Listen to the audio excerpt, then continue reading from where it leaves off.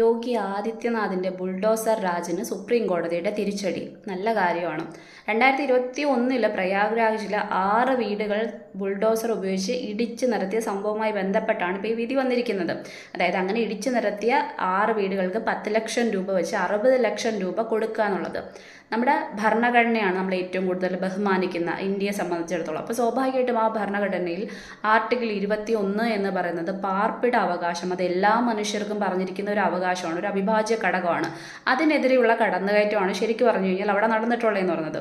ഈ കാര്യത്തിൽ ഇപ്പം കിട്ടിയ തിരിച്ചടി എന്ന് പറയുന്നത് അഭിനന്ദനാർഹമായിട്ടുള്ളൊരു കാര്യം തന്നെയാണ്, ഇങ്ങനൊരു കാര്യം എന്ന് പറയുന്നത്. പക്ഷേ ചിന്തിക്കേണ്ട ഒരു കാര്യം, ഈ 60 ലക്ഷം രൂപ തിരിച്ച് ഈ 6 വീടുകൾക്ക് 10 ലക്ഷം വെച്ച് കൊടുക്കുന്നത് ഇവരാരും ഇവരുടെ സ്വന്തം പുരയിടത്തിൽ കിളച്ച് അല്ലെങ്കിൽ എന്തെങ്കിലുമൊക്കെ സ്വന്തമായി ബിസിനസ് ചെയ്ത് ഉണ്ടാക്കിയ പൈസ എന്നല്ലോ. സാധാരണക്കാരൻ അവിടെ കൊടുത്തിട്ടുള്ള ടാക്സ്, അതുമായി ബന്ധപ്പെട്ട പൈസകൾ തന്നെ തിരിച്ചെടുത്ത് ആൾക്കാരിലേക്ക് കൊടുക്കുന്ന സമയത്ത് നഷ്ടം ആർക്ക് തന്നെയാണ്? ജനങ്ങൾക്ക് തന്നെയാണ്.